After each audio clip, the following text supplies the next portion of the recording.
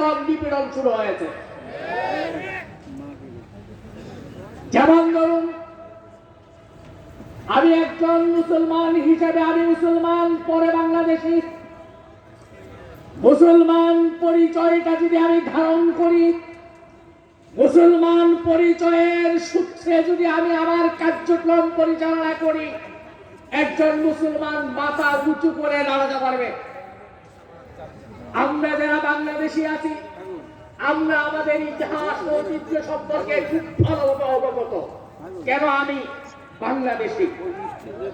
আমি 1952 ভাষা আন্দোলনের ইতিহাস সম্পর্কে জানি।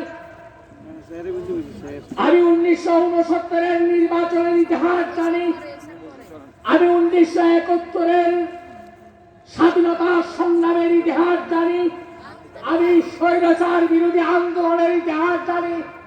আমি নূর হোসেনের কীর্তি গাই।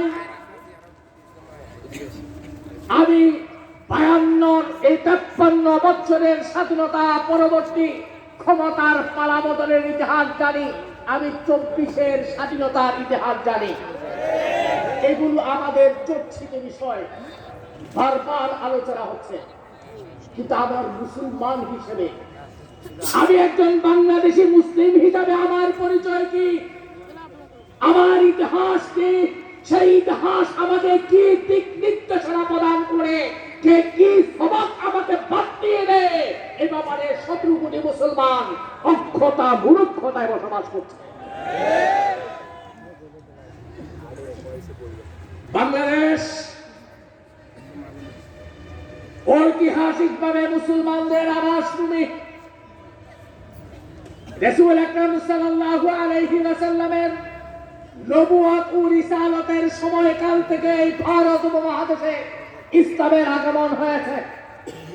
বিশেষ করে সাহাবায়ে কেরামের আমলে এই ভারত উপমহাদেশ তথা বাংলাদেশে ইসলামের দাওয়াতে কাফেলা এসে আমাদেরকে মুসলমান বানিয়েছেন, ইসলামের দীক্ষায় দীক্ষিত করেছেন, ইসলামের ভোট এবং বিশ্বাসে আমাকে তারা তৈরি করেছেন।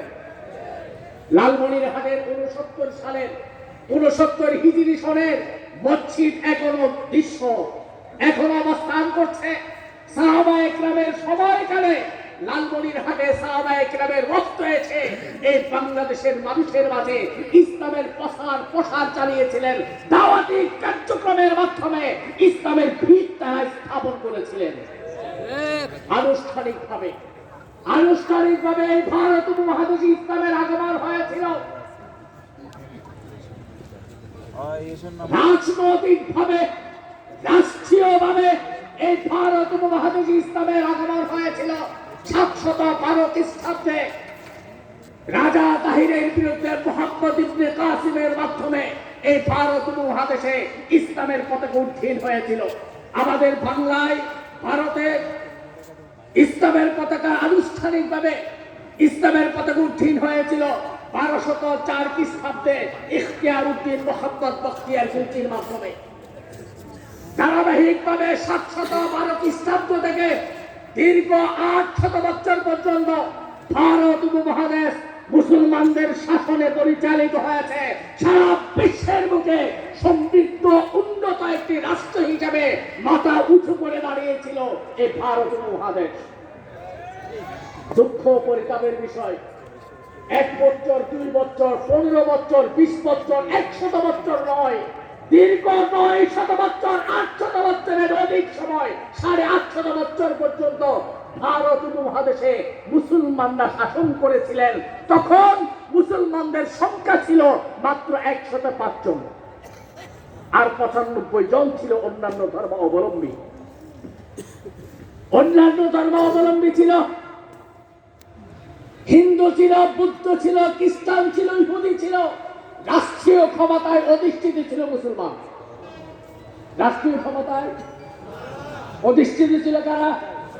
আমরা হুমায়ুনের কথা জানি, আমরা আলমগীরের কাহিনী শুনেছি, আমরা টিপু সুলতানের কাহিনী শুনেছি, আমরা বাবরের কাহিনী শুনেছি। এগুলো হলো প্রত্যেকেই ইসলামী সাম্রাজ্যের, ইসলামী শাসনের এক একজন কর্তা ব্যক্তি।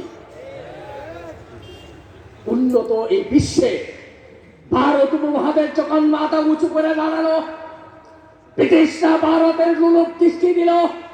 এই ব্রিটিশ চক্রান্ত ষড়যন্ত্রের মাধ্যমে ব্যবসায়ীর ছদ্মবেশে এরা এই ভারত মহাদেশ আক্রমণ করে এরা এরা এই ভারতের ইসলামী সাম্রাজ্যকে ধ্বংস করে দেওয়ার জন্য নীল নকশা প্রণয়ন করেছে। 1757 সালে 23 জুন ঐতিহাসিক ট্রাজেডি পলাশী ট্রাজেডির মাধ্যমে শেষ নবাব সিরাজউদ্দৌলার পতনের মাধ্যমে এই ভারত মহাদেশ ইংরেজরা দখল করে নেয়। দীর্ঘ 200 বছর পর্যন্ত ইংরেজরা ভারত মহাদেশ দখলে নিয়েছে, কিন্তু মুসলমানরা কখনো এক সেকেন্ডের জন্যই ভারত মহাদেশে ব্রিটিশদের শাসন মেনে নেয় নাই। তারা ব্রিটিশের বিরুদ্ধে আন্দোলন করেছে, সংগ্রাম করেছে, রক্ত দিয়েছে, শাহাদত বরণ করেছে। এক সেকেন্ডের জন্যই ব্রিটিশদের শাসন, ব্রিটিশদের কর্তৃত্ব এই বাংলাদেশের ভারতের মুসলমানরা মেনে নেয় নাই। আন্দোলন হয়ে